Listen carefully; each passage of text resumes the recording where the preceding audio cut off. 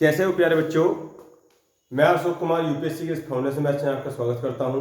पढ़ाई आपकी निरंतर भली भांति अच्छी प्रकार से चल रही है और अब हम भारत को ऊपर से जानते हुए हम भारत के मध्य में आ चुके हैं। भारत के भौतिक प्रदेश सेकंड चैप्टर चल रहा है और इसका ये आज लगभग 9वां लेक्चर है आपका। तो बात करते हैं केंद्रीय उच्च भूमि के विषय में। क्या है? केंद्रीय उच्च भूमि। केंद्रीय उच्च भूमि। तो केंद्रीय उच्च भूमि के अंतर्गत हम क्या क्या पढ़ना है वो हम आपको कल बता चुके थे और इसकी स्टार्टिंग कर चुके थे। तो केंद्रीय उच्च भूमि के अंतर्गत हमने देखा आपका केंद्रीय उच्च भूमि के अंतर्गत जो हमने देखा है, हमने अरावली पर्वत को आपको पढ़ा दिया है। किसको? अरावली पर्वत को। अरावली पर्वत को। अब यहां पर अगला पॉइंट आता है मेवाड़ पठार। मेवाड़ पठार तो पढ़ लीजिए मेवाड़ पठार। ठीक है, मेवाड़ पठार। तो नोट करेंगे अरावली पर्वत के दक्षिण में, अरावली पर्वत के दक्षिण में मेवाड़ पठार, अरावली पर्वत के दक्षिण में मेवाड़ पठार, मालवा पठार को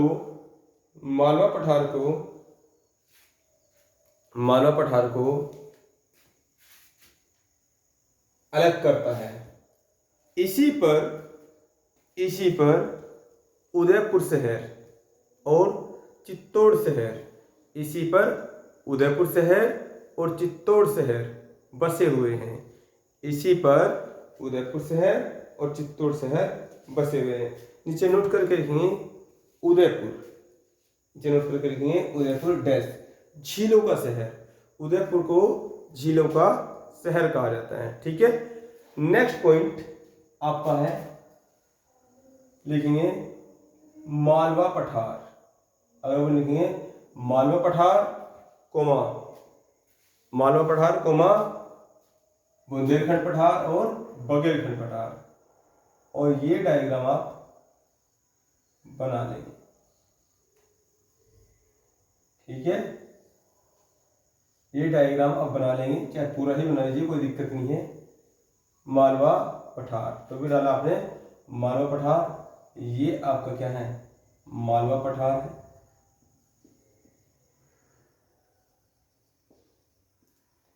उसके बाद ये आपका बुंदेलखंड पठार है।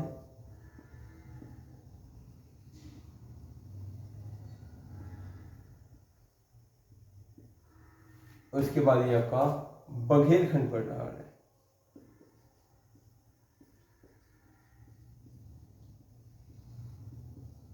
और यहीं पर है ये आपका मांडेर खंड। ठीक है, यहीं पर आपका ये मांडेर खंड पठार है। ठीक है, तो टॉपिक डालेंगे मालवा पठार। मालवा पठार लिखेंगे, कंबाइंड हेडिंग डाला है आपने मालवा पठार, बुंदेलखंड पठार और बघेलखंड पठार। तो क्या जगह लिखेंगे मेवाड़ पठार के दक्षिण पूर्व दिशा में, मेवाड़ पठार के दक्षिण पूर्व दिशा में मालवा पठार स्थित है। मालवा पठार स्थित है। यह बेसाल्ट चट्टानों से निर्मित है। यह बेसाल्ट चट्टानों से निर्मित है। राजस्थान में इसे हथौड़ी पठार, राजस्थान में इसे हथौड़ी पठार, राजस्थान में से हथौड़ी पठार के नाम से भी जाना जाता है। राजस्थान में से हथौड़ी पठार के नाम से भी जाना जाता है। यह मध्य प्रदेश का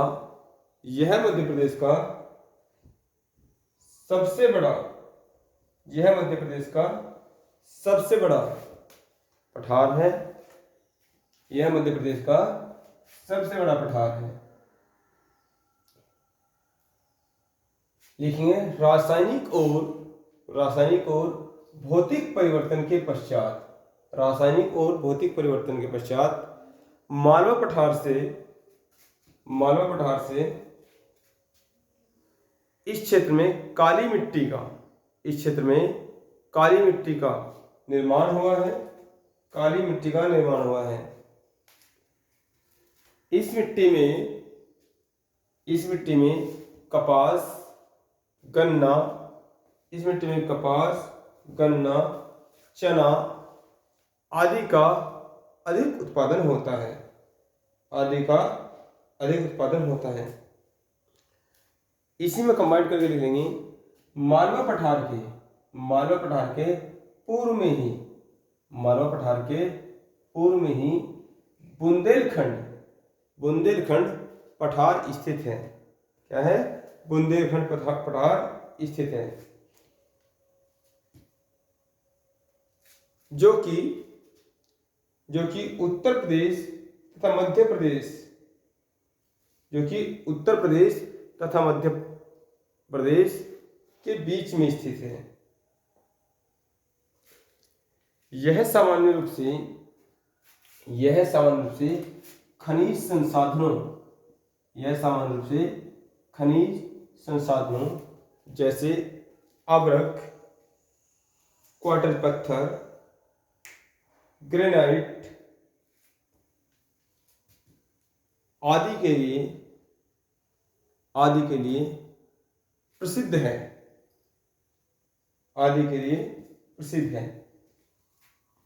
इसी के पूर्व में बघेलखंड पठार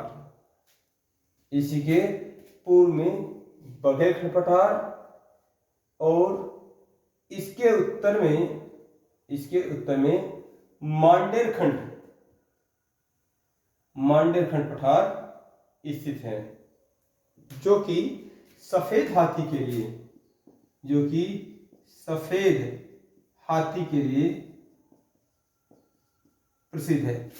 यहाँ पर क्या है? सफेद हाथी पाए जाते हैं।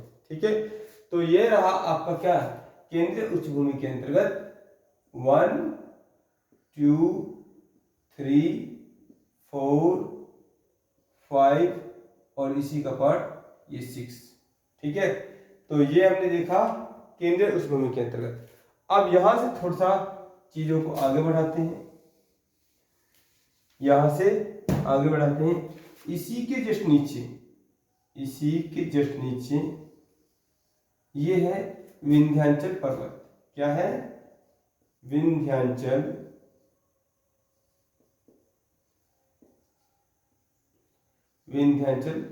पर्वत। और विंध्याचल पर्वत के नीचे क्या है? विंध्याचल पर्वत के नीचे ये आपकी बह रही है नर्मदा नदी।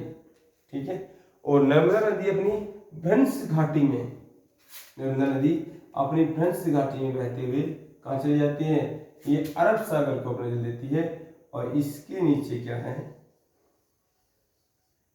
इसके नीचे है तापी नदी या ताप्ती नदी। ठीक है, ये ताप्ती नहीं, ये है सतपुड़ा पहाड़ी। ये सतपुड़ा पहाड़ी है। ठीक है, और सतपुड़ा पहाड़ी आप 3 शिरोनाम बैठ के पढ़ेंगे। ठीक है, ये राजपीपला,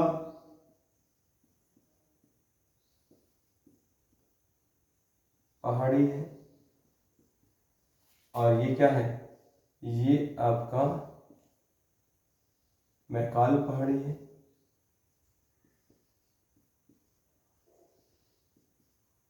ये आपकी महादेव पहाड़ी है। ठीक है, इसके जस्ट नीचे बह रही है कौन सी? आपकी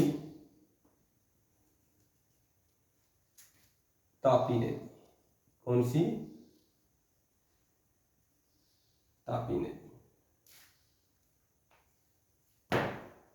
तो ये रहा पूरा केंद्रीय उच्चभूमि का डायग्राम, ठीक है, जो आपको अपने दिमाग में रखना है। इन्हें आप शॉर्ट नोट्स भी कह सकते हैं, ये आपके शॉर्ट नोट भी हैं। तो अक्सर क्रम में लगाने के लिए आता है, अक्सर क्रम में लगाने के लिए आता है। तो नेक्स्ट टॉपिक डाल लीजिए आप, ये डायग्राम आप मेंशन कर लीजिए उसी डायग्राम के नीचे, या फिर अलग से दोबारा से बना सकते हैं। टॉपिक डालेंगे विंध्याचल पर्वत, टॉपिक डालेंगे विंध्याचल पर्वत। हो गया, स्क्रीनशॉट ले लिया करो आप, ठीक है। लेक्चर जल्दी से क्या हो जाएगा, कवर हो जाएगा आपका।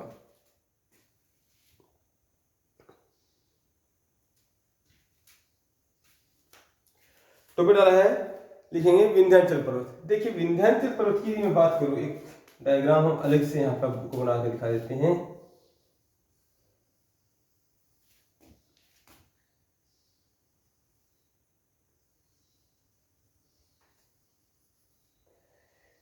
ये भारत के बीचों बीच, ये भारत के बीचों बीच क्या है, ये विंध्याचल पर्वत है। और ये भारत को लगभग 2 भागों में विभाजित करता है। ये भौतिक रूप से देखा जाए तो भारत को 2 भागों में विभाजित करता है। इसलिए इसे क्या है, भारत की विभाजक लाइन, भारत का विभाजक लाइन भी कहा जाता है। तो लिखेंगे विंध्याचल पर्वत, 10 जगह लिखेंगे। यह भारत के मध्य में स्थित होने के कारण, यह भारत के मध्य में स्थित होने के कारण इसे, यह भारत के मध्य में स्थित होने के कारण इसे भौगोलिक रूप से, इसे भौगोलिक रूप से या भौतिक रूप से भारत का विभाजक, भारत का विभाजक पहाड़ भी कहा जाता है। इसका विस्तार गुजरात, इसका विस्तार गुजरात, मध्य प्रदेश, बेंगल में ही सबसे अधिक, सबसे अधिक ये मध्य प्रदेश में है। गुजरात कोमा मध्य प्रदेश, बेंगल में सबसे अधिक, कोमा उत्तर प्रदेश, कोमा झारखंड से लेकर बिहार तक विस्तारित है। झारखंड से लेकर यहाँ बिहार तक, ये बिहार तक विस्तारित है, बिहार तक विस्तारित है। जिसे बिहार में, जिसे बिहार में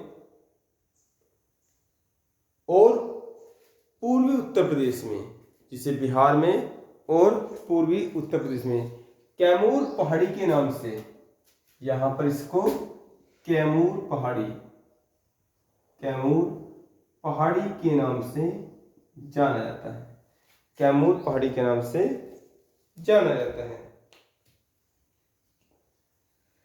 यह भारत का, यह भारत का एक प्राचीनतम, यह भारत का एक प्राचीनतम खंड पर्वत है। यह भारत का एक प्राचीनतम खंड पर्वत है, या ब्लॉक माउंटेन, या ब्लॉक माउंटेन। क्या है, ब्लॉक माउंटेन। इसका सबसे ऊंचा शिखर, इसकी सबसे ऊंची चोटी, इसका सबसे ऊंचा शिखर यह है गुडविल, इसका सबसे ऊंचा शिखर गुडविल पीक है, गुडविल पीक है। इसका सबसे ऊंचा शिखर गुडविल पीक है, सबसे ऊंचा शिखर गुडविल पीक है, ठीक है। आप नेक्स्ट पॉइंट लिखेंगे, इसे नोट करके लिखेंगे, नोट। विंध्याचल पर्वत, विंध्याचल पर्वत हिमालयी नदियों को, हिमालयी नदियों को प्रायद्वीपीय नदियों से अलग करता है। विंध्याचल पर्वत हिमालयी नदियों को, भाई ऊपर से क्या आ रहा है, ऊपर से क्या आ रहा है, ऊपर से सारी हिमालय की नदियां आ रही हैं, और बीच में क्या आ रहा है, पीछे विंध्याचल पर्वत आ रहा है। तो हिमालयी नदियां कहाँ से, इधर बंगाल की तरफ मुड़ जाती हैं, ठीक है। पश्चिम बंगाल में हमारी एक हुगली नदी आ जाती है। तो अगला पॉइंट लिखेंगे नोट करके, विंध्याचल पर्वत हिमालयी नदियों को, विंध्याचल पर्वत हिमालयी नदियों को प्रायद्वीपीय नदियों से अलग करता है। नेक्स्ट पॉइंट नोट में लिखेंगे, नोट नंबर 2। विंध्याचल पर्वत भवन निर्माण संबंधी, विंध्याचल पर्वत भवन निर्माण संबंधी सामग्री के लिए जाना जाता है। कभी भी आपसे क्वेश्चन आए, कोई सीमेंट पूछे, बालू पूछे या आपसे लाल बलुआ पत्थर पूछे, तो यदि आपको ऑप्शन में कोई ध्यान अच्छी तरीके से ना आ रहा हो, सीधा विंध्याचल पर्वत टेक देना, ठीक है। लिखेंगे विंध्याचल पर्वत भवन निर्माण संबंधी सामग्री के लिए जाना जाता है। यहाँ पर लाल बलुआ पत्थर, यहाँ पर लाल बलुआ पत्थर, चूना पत्थर, कोमा सीमेंट उद्योग के लिए रॉ मटेरियल, उद्योगों के लिए रॉ मटेरियल कच्चा पदार्थ भरपूर मात्रा में पाया जाता है। अरे एकदम से पहाड़ पर सीमेंट के कट्टे थोड़ी हैं, वहां से क्या है, वहां से रॉ मटेरियल आएगा, वो फैक्ट्रीज में क्या होगा, वो रिफाइन होगा और आपको दे दिया जाएगा भवन निर्माण संबंधी, ठीक है। तो नेक्स्ट पॉइंट लिखेंगे सतपुड़ा पहाड़ी। नेक्स्ट पॉइंट सतपुड़ा पहाड़ी। तो सतपुड़ा पहाड़ी जो है, अब सतपुड़ा पहाड़ी देख लो या आप अपना विंध्याचल पर्वत देख लो। तो अभी हमने आपको बताया कि विंध्याचल पर्वत क्या है, खंड पर्वत का उदाहरण है। किसका? खंड पर्वत का उदाहरण है। तो ये खंड पर्वत क्या होता है, ये ब्लॉक माउंटेन क्या होता है, इसको आप अच्छे प्रकार से समझिए। देखिए यदि यहाँ पर क्या है, यदि यहाँ पर कोई ये ग्राउंड है, ठीक है, और अचानक से ग्राउंड क्या हो जाए, अचानक से ग्राउंड नीचे धंस जाए, ठीक है, और ये नदी यहाँ बह रही है, तो यहाँ पर खड़े हुए किसी व्यक्ति ए पर्सन को यहाँ पर खड़ा हुआ कोई अन्य व्यक्ति बी पर्सन क्या दिखाई देगा, ये तो ऊंचाई पर दिखाई देगा ना, तो इसे कहेंगे ब्लॉक माउंटेन। ये क्या कहेंगे, ब्लॉक माउंटेन। और यदि यहीं पर ये कंडीशन क्या हो जाए, ये कंडीशन अलग हो जाए कि क्या है, ये वाला पोर्शन धंस जाए और ये वाला पोर्शन धंस जाए, भाई ये वाला पोर्शन और ये वाला पोर्शन धंस जाए, तो यहाँ पर ये नदियाँ कहाँ हो, यहाँ बह रही होंगी, ठीक है। तो इस प्रकार से ये भी ब्लॉक माउंटेन है, ब्लॉक माउंटेन है। तो आप कुछ ऐसे ही नहीं देख रहे, नर्मदा नदी जो है सतपुड़ा पहाड़ी के उत्तर में और तापी नदी इसके दक्षिण में, ये क्या है, नीचे यहाँ नदी बह रही है, ठीक है। तो ये क्या है, ये ब्लॉक माउंटेन है, खंड पर्वत क्या है, खंड पर्वत की भांति या ब्लॉक माउंटेन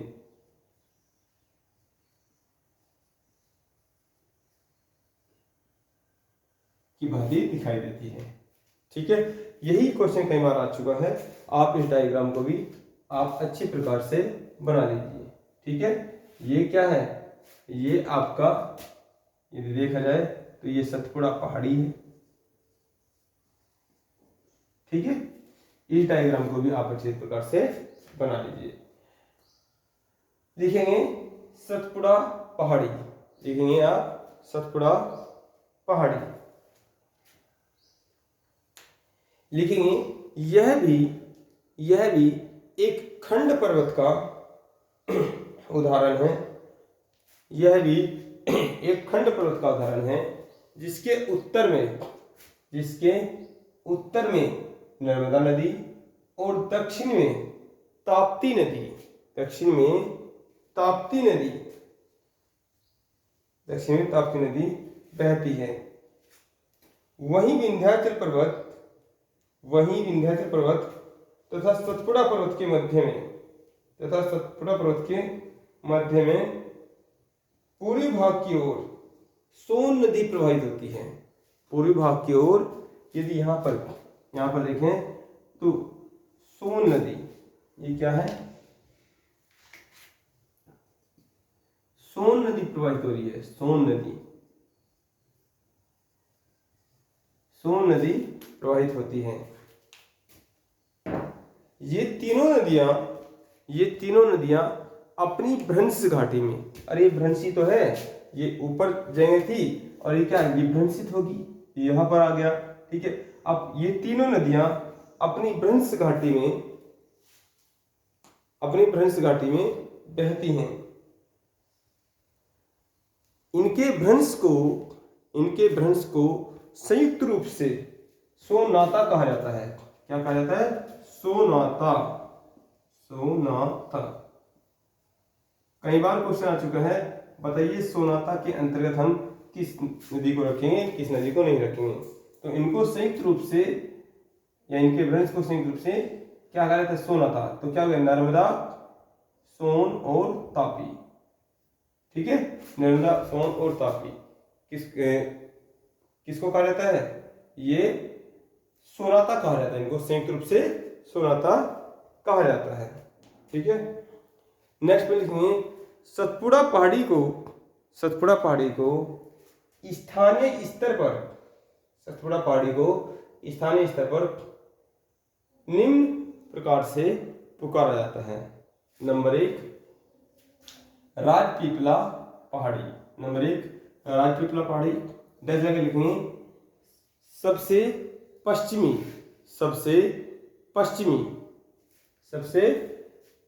शाखा। नंबर 2 लिखेंगे महादेव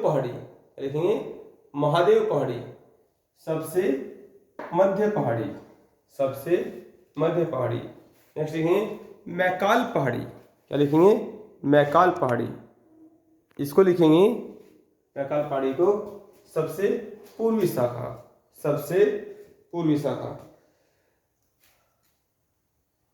ठीक है, तो ये रहा आपका पूरा केंद्रीय उच्च भूमि। ये पूरा केंद्रीय उच्च भूमि है आपकी। तो ये सारा टॉपिक आपका पूरा केंद्रीय उच्च भूमि के अंतर्गत हम रखेंगे। ठीक है, अब बात करते हैं क्या टॉपिक आएगा। अगला क्या टॉपिक आएगा? पूर्वी उच्च भूमि। क्या आएगा? पूर्वी उच्च भूमि। इसमें आपको एक चीज, इसका एक पॉइंट और इसमें नोट कर लेना। इसकी सबसे ऊंची चोटी धूपगढ़। ठीक है, ये आप मेंशन कर लो, नोट करके लिख लो। मैकाल पहाड़ी की, और इसके डायग्राम में बना लीजिए, या मैकाल पहाड़ी की सबसे ऊंची चोटी क्या है? उच्च शिखर क्या है आपका? धूपगढ़। ठीक है, तो आपने पूरा डायग्राम बना लिया होगा। अब चलते हैं हम पूर्वी उच्च भूमि की तरफ। ठीक है, अब चलते हैं पूर्वी उच्च भूमि की ओर।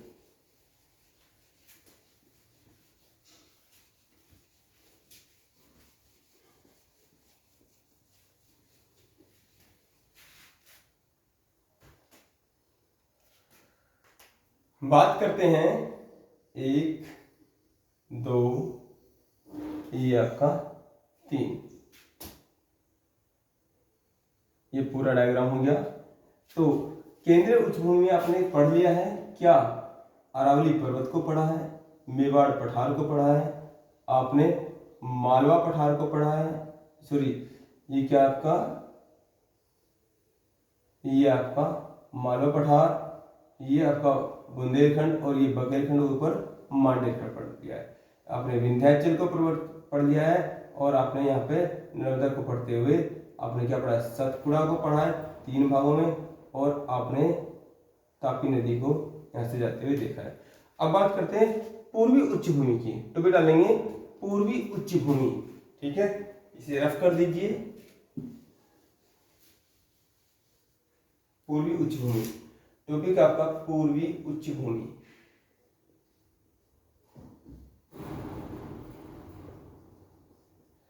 आप ये डायग्राम बना लीजिए, मेरे साथ साथ बनाइए। ठीक है, पूर्वी उच्च भूमि के अंतर्गत आपको क्या पढ़ना है? ये सब क्या है? ये सब पहले एक ही भाग हुआ करता था। ठीक है, डायग्राम आप नहीं बनाएंगे, पहले समझेंगे बात को।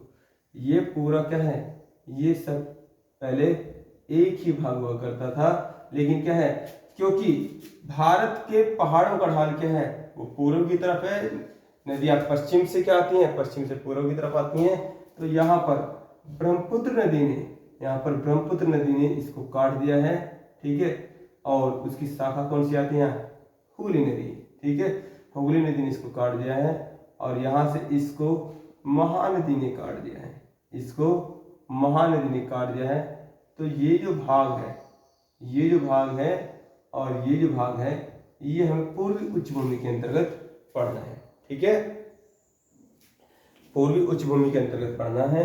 और यहाँ पर मैं कलर चेंज कर देता हूँ, एक, ये आपका दो, ये जो है ये आपकी हुगली नदी है और ये आपकी महानदी है। ठीक है, ये महानदी है।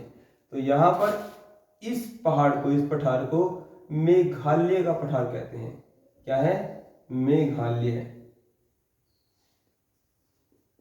मेघालय का पठार। ठीक है, ये पठार जो है ये छोटा नागपुर का पठार है। कौन सा है? छोटा नागपुर का पठार।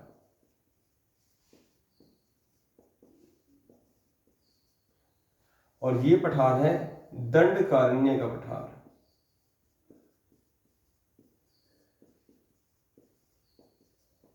ठीक है, यहां पर जो नदी है, जो नदी है ये, तो नदी क्या है? हुगली नदी है, हुगली नदी है। ठीक है, ये हुगली नदी है और यहां पर ये महानदी है, यहां पर ये महानदी है। ठीक है, तो यहां पर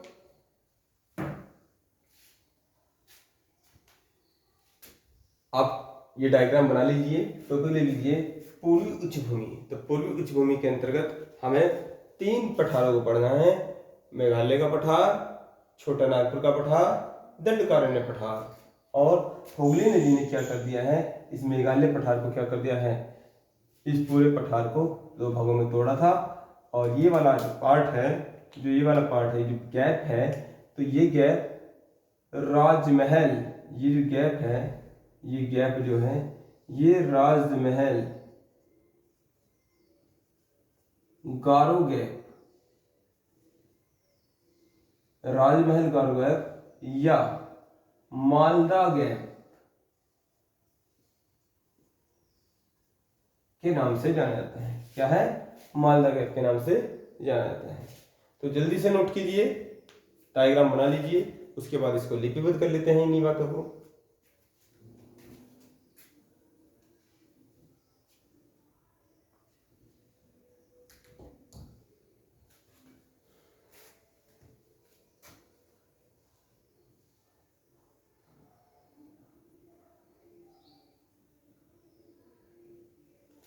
ठीक है, तो नोट करेंगे, पूर्वी उच्च भूमि के अंतर्गत, पूर्वी उच्च भूमि के अंतर्गत हम मेघालय का पठार, छोटा नागपुर का पठार तथा दंडकारण्य पठार का अध्ययन करते हैं।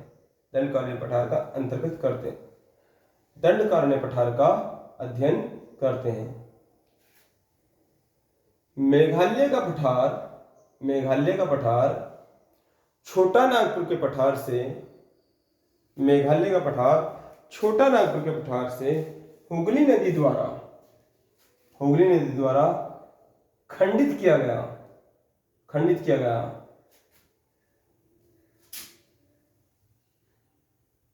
खंडित किया गया अर्थात अलग किया गया। इन दोनों के मध्य के स्थान को, इन दोनों के मध्य के स्थान को मालदा गैप, मालदा गैप या राजमहल गारो गैप के नाम से जाना जाता है। राजमहल गारो गैप के नाम से जाना जाता है। नेक्स्ट, वहीं छोटा नागपुर का पठार, वहीं छोटा नागपुर का पठार महानदी द्वारा, महानदी द्वारा इसकी एक शाखा दंडकारण्य पठार, इसकी एक शाखा दंडकारण्य पठार को विभाजित किया जाता है, महानदी द्वारा विभाजित किया जाता है। ठीक है, तो अब इसमें आगे जाके हम कल आपसे बात करेंगे मेघालय पठार की क्या स्पेशलिटी है, छोटा नागपुर के पठार की क्या स्पेशलिटी है, दंडकारण्य के पठार की क्या स्पेशलिटी है। आगे चल के हम देखेंगे कि यहाँ पर जो है ये इसकी भी क्या है, अलग अलग पहाड़ियाँ हैं।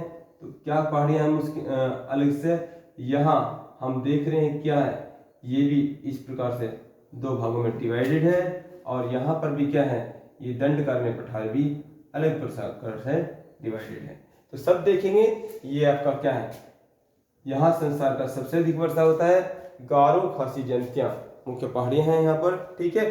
तो कल बात करेंगे इसके लिए, और आप लगातार क्या करते रहिए, लगातार आप रिवीजन करते रहिए, क्योंकि एग्जाम निकालना कोई बड़ी बात नहीं है। बस क्या है, बस आप चीजों को क्या है, क्रमबद्ध तरीके से आपका एनालिसिस होना चाहिए, ठीक है। तो धीरे धीरे क्या है, ये चैप्टर समाप्ति की ओर बढ़ रहा है। ओके।